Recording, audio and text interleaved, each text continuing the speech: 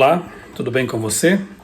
Vamos continuar aqui o estudo do livro O Grande Conflito. Esta aqui é a edição missionária que estamos distribuindo aos milhões em todo o planeta. E já estamos aqui no capítulo 27, que tem como título O Reavivamento. Uma reflexão bem interessante que Ellen White faz aqui sobre o que é o verdadeiro reavivamento, quais os frutos desse reavivamento verdadeiro. E é importante porque em nosso tempo e ao longo dos anos temos visto aí muitos ditos reavivamentos baseados apenas em emocionalismo, em sentimentalismo. São momentos rompantes que geralmente vêm e vão. Tivemos aí, algum tempo atrás, acho que ano passado, o famoso reavivamento de Asbury, ou foi este ano, enfim, foi há poucos meses aí. Não estou dizendo que dali não possa ter, ali não possam ter acontecido conversões genuínas, só que o que aconteceu passou e as coisas voltaram aparentemente ao normal. O que é um verdadeiro reavivamento? O que ele promove na vida das pessoas? Como distingui-lo dos falsos reavivamentos? O capítulo 27 fala exatamente sobre isso. Eu vou ler aqui alguns trechos, como sempre tenho feito, e aí comentando com vocês. Muitos reavivamentos modernos são bem diferentes desses.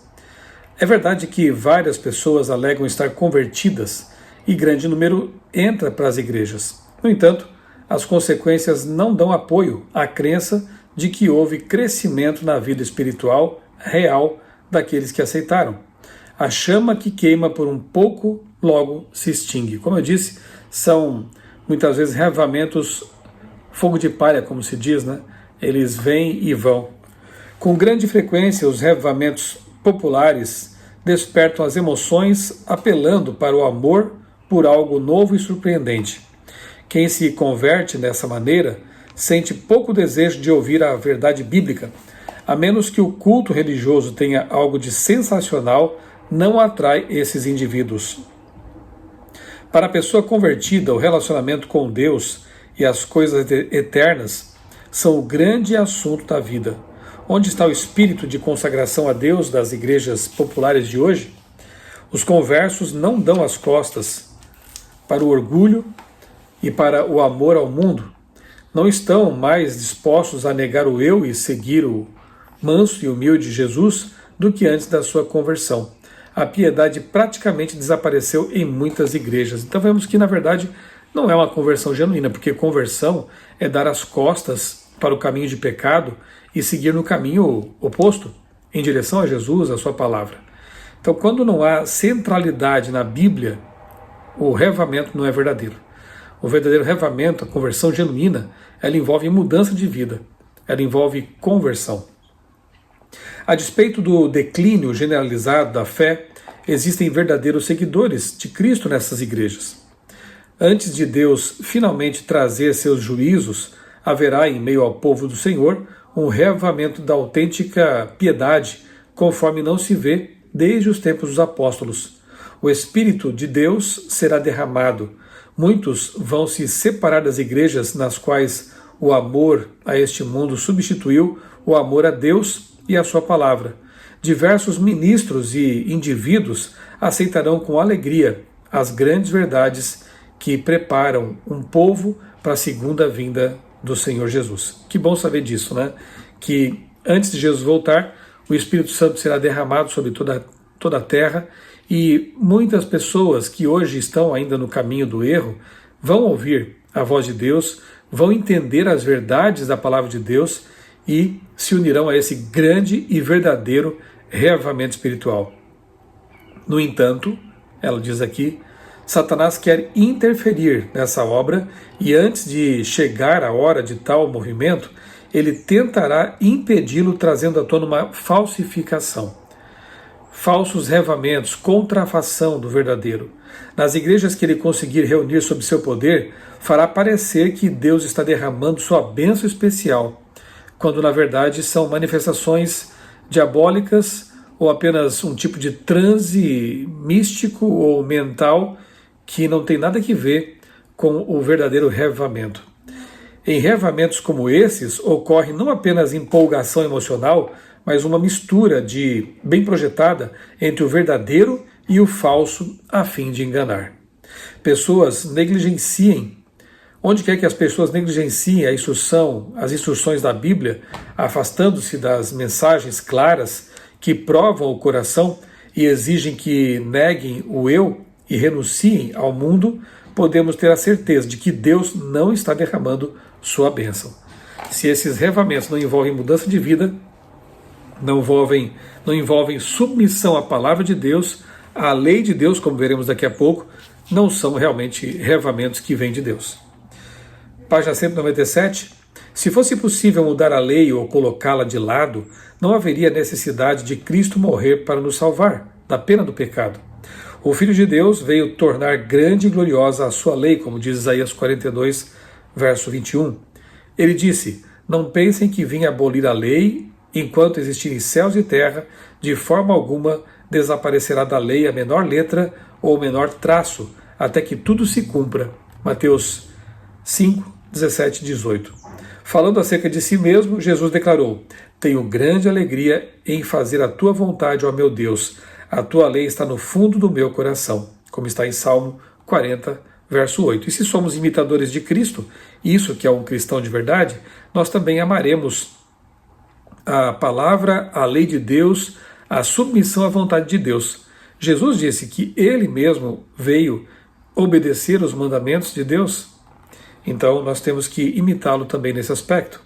A obra de conversão e santificação consiste em restaurar as pessoas a Deus, levando-as a obedecer aos princípios de sua lei. Daqui para frente, então, Ellen White vai apresentando esse conceito de que pessoas realmente reavivadas, convertidas, obedecerão à lei de Deus. Não para ser salvas, evidentemente, porque elas já foram salvas por Cristo, pela graça de Cristo, mas porque elas amam a Deus. A pergunta vai ser: o que queres que eu faça, Senhor? Como deve viver um cristão verdadeiramente convertido? A fim de enxergar a própria culpa, os pecadores precisam testar seu caráter pela lei de Deus, um espelho que mostra como é o caráter perfeito e permite que reconheçam os defeitos existentes no seu caráter. Somente o Evangelho de Cristo é capaz de nos libertar da condenação ou profanação do pecado. No novo nascimento, o coração entra em harmonia com Deus e com a sua lei. Então é como Tiago compara lá em sua carta a lei de Deus, e ele a chama de lei perfeita, inclusive, a lei da liberdade, porque quem obedece é livre, quem desobedece, quem está em pecado é que é condenado pela lei. Então a lei é como se fosse um espelho, para detectar as manchas em você, no seu caráter. Imagine que este livro aqui então seja o espelho, e eu quero ver se há alguma sujeira em meu rosto. Ao perceber que há, eu tento limpar com o espelho? Na verdade vai sujar mais ainda, né? O espelho mostra a sujeira, mas quem limpa é o pano, a água, aquilo que serve para limpar realmente. Então a comparação é bem apropriada. A lei de Deus é o espelho. Ela apresenta os requisitos de Deus, é a constituição do reino de Deus, a lei que foi inclusive ampliada lá no Sermão da Montanha pelo mesmo Jesus que deu a lei para Moisés no Sinai. Então a lei de Deus, esses princípios eternos, são os requisitos de seu reino, são a constituição do reino de Deus. E elas mostram o que Deus espera de nós, o que é uma vida correta. Se ao observar a lei de Deus, olhar para ela, fazer uma análise da minha vida, eu percebo que há alguma mancha, alguma coisa errada, não é a lei, o espelho, que vai me limpar, é Jesus. Ele é quem limpa meus pecados. Então a lei diagnostica, Jesus é o médico que cura. Ok? Santificação. Ideias errôneas sobre santificação também surgem da negligência ou rejeição da lei divina. Essas teorias envolvendo ensinos falsos e resultados práticos perigosos muitas vezes são populares. E como são, né? É muito popular a ideia de que você não precisa se submeter, não precisa fazer da Bíblia a norma de sua conduta, sua regra de fé. Basta você aceitar Jesus, está tudo certo. Você é livre para viver como quiser. Não é assim que vive um cristão verdadeiro, porque a Bíblia diz que nós temos que nos submeter à vontade de Deus. A Bíblia é sim para o cristão a verdade revelada e normativa. Ela deve orientar nossas decisões, nossa forma de viver. Os seguidores de Cristo devem se tornar semelhantes a Ele, pela graça de Deus, formar um caráter em harmonia com os princípios de sua santa lei. Essa é a santificação bíblica. Veja só, o conceito de Ellen White sobre santificação é esse. Os seguidores de Cristo devem se tornar semelhantes a Ele. Pela graça de Deus, formar um caráter em harmonia com os princípios de sua santa lei. Isso é santificação. Aqueles que vivenciam a santificação bíblica são humildes. Reconhecem o quanto são indignos, em contraste com a pureza e a perfeição de Deus. O profeta Daniel foi um exemplo de verdadeira santificação. Em vez de alegar ser puro e santo, esse honrado homem de Deus se identificou com a situação realmente pecadora de Israel, enquanto suplicava diante do Senhor por seu povo. Esse é o exemplo, de um verdadeiro cristão, digamos assim, Antes de Cristo vir à Terra, Daniel já podia ser chamado de um grande e verdadeiro cristão, porque ele reconhecia seus pecados, que sua vida precisava ser colocada em conformidade com o caráter de Deus, de Cristo. Aqueles que andam à sombra da cruz do Calvário não se exaltarão nem farão declarações arrogantes de que estão livres de pecado. Se você encontrar alguém que diz que vive sem pecado, essa pessoa está pecando. É mentiroso, como diz a Bíblia, Quanto mais perto de Deus, mais sentimos nossa indignidade. Veja só, sentem que foi seu pecado que causou a agonia que quebrantou o coração do Filho de Deus. E esse pensamento os leva à humildade profunda.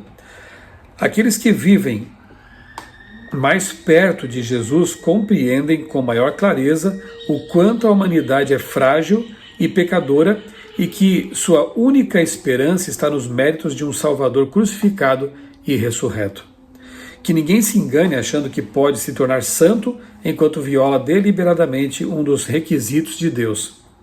O pecado conhecido silencia a voz do testemunho do Espírito e separa o coração de Deus. Embora João reflita tanto sobre o amor, ele não hesita em revelar o verdadeiro caráter daqueles que afirmam estar santificados enquanto vivem em transgressão da lei de Deus.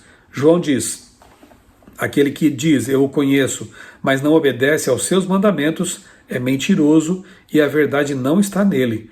Mas se alguém obedece à sua palavra, nele verdadeiramente o amor de Deus está aperfeiçoado. 1 João 2, 4 e 5. Sim, são palavras fortes. O discípulo do amor diz que aquele que diz conhecer a Deus, mas não obedece aos mandamentos de Deus é mentiroso, porque quem ama, obedece. Quem ama, se submete. A declaração de não ter pecado é evidência de que a pessoa que fala isso está longe de ser santa. Esse indivíduo não possui um conceito verdadeiro da pureza e santidade infinita de Deus, nem de como o pecado é odioso e mau. Quanto maior a distância entre nós e Cristo, mais justos pareceremos aos nossos olhos. E, obviamente, que ao contrário, quanto mais perto de Jesus, mais indignos nos perceberemos. Toda prática que enfraquece, agora ela fala sobre a santificação autêntica, que envolve não só a vida espiritual, mas também as emoções e a vida, aquilo que fazemos com o corpo, A santidade envolve o ser todo. E ela diz, toda prática que enfraquece a força física ou mental nos desprepara para o serviço ao nosso Criador. Então, sim, santificação também envolve panelas. Também envolve aquilo que nós comemos, aquilo de que nos alimentamos. Por quê? Porque nossos pensamentos, nós somos aquilo de que nos alimentamos. A nossa clareza mental vai depender também e grandemente da nossa temperança, nosso equilíbrio em todas as coisas. Se colocamos em prática as orientações de Deus com respeito à saúde, se procuramos ter uma vida regrada, temperante, isso tudo vai refletir em maior clareza mental ou não. Quantos professos cristãos degradam sua humanidade semelhante a Deus por meio da glutonaria, da bebedeira de vinho, bebida alcoólica, ou do prazer escondido? Vidas de excessos, de intemperança, que acabam degradando a humanidade e prejudicando nossa relação com Deus. E, consequentemente, nossa santificação. Você percebe que verdadeiro reavivamento não existe também se a pessoa não procurar viver uma vida que a coloque em mais comunhão íntima com Deus. Se não valorizar a sua saúde integral, que santificação é essa que só toca em questões, digamos, espirituais e não entende que cuidar do corpo, da mente, das emoções, do físico, também é uma questão espiritual. Se todos os que professam o nome de Cristo fossem santificados de verdade, doariam seu dinheiro com generosidade para o tesouro do Senhor, em vez de gastar com coisas desnecessárias e prejudiciais. E aqui ela fala também da questão da mordomia cristã. Se a pessoa é realmente santificada, se ela passou por um verdadeiro reavivamento, uma conversão verdadeira, ela vai ser desprendida. Ela vai ajudar a causa de Deus, a pregação do Evangelho, e também, ela fala aqui do semelhante. Vai usar seus recursos, seus talentos, sua influência, para abençoar a vida dos outros. E não vai gastar com coisas supérfluas, coisas que não levam a nada, e muitas vezes são prazeres até proibidos.